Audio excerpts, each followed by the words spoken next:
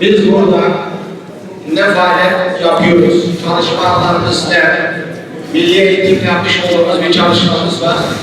Onu yerinde görerek, şahane ederek orada bir iftar yapıyoruz. Bizi bir araya getiren Allah'a hamdolsun. Kainatın Efendisi Hz. Muhammed sallallahu aleyhi ve selleme salat ve selam olsun.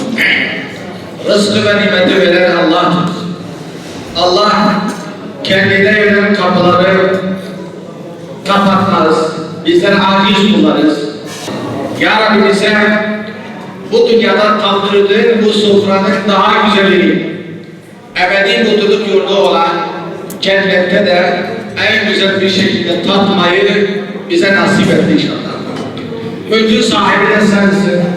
Mülkü dilediğine verir, dilediğinden alırsın. Dilediğini aziz, dilediğini seriyle verirsin. Ya Rabbi bizi aziz kıldığın insanların arasına bizleri dahil eyle Ya Rabbi. Çok kıymetli arkadaşlar, Ramazan ayı içerisindeyiz. Ramazan ayının kıymeti böyle sofralar paylaştıkça çıkar. Birlik, beraberlik ayı. Ramazan'da yardımlaşmak, zenginin fakiri görmesi, güçlünün güçsüzü görmesi, küslüğün barışması ve netice itibariyle toplumsal ne sorun varsa çözülmesine bir vesile, bir fırsat ayırır. Bu konuda siz değerli hocalarımıza çok iş düştüğünü düşünmekteyim. Binamız proje okulumuz, çok kıymet verdiğimiz bir okulumuz. Burada öğrencilerimiz hem ortaokulunu okuyor, aynı zamanda hafızlık eğitimi görüyor.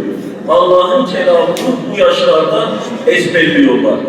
Hem maddi olarak güzel üniversitelere de inşallah liselere girecekler ortaokuldan sonra. Ama aynı zamanda kendi maneviyatını tanımış, kendini tanımış, eksiklerini, bu yöndeki eksikliğini de gidermiş birer öğrenci olarak mezun olacaklar. Bir diğer husus, kıymetli arkadaşlar, çok uzatmak da istemiyorum ama şöyle bir hayalimiz var. Onu sizinle paylaşmak istiyorum. Şark, geçmişten bu yana ilim irfan merkezidir. Şark, güneşin doğduğu yerdir.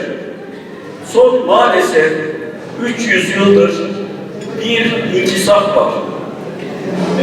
Şarkın üzerinde bulutlar çökmüş. Ama bu ilelebet sürecek bir şey değil. Bizim bunu aşmak için reçete, önce hastalığımızı bileceğiz ki bir tedavi olsun. Bunu aşmak için reçete, bizim özümüze dönmemiz, bizi biz yapan değerleri tanımamız ve o günlere, asr-ı saadet günlerine öncelikle etik ve ahlak olarak dönmemiz, emin olun bunu yaptığımızda her şey beraberinde gelecektir. Çünkü kıymetli arkadaşlar, Osmanlı'nın en zirve dönemlerinde de, Selçuklu'nun en zirve dönemlerinde de, İslam'ın en pak ve pür yaşandığı dönemler, İslam aleminin, bu şark toplumunun bütün dünyaya hüküm sürdüğü, bütün dünyaya medeniyet yaydığı, ilim yaydığı dönemler olmuştur.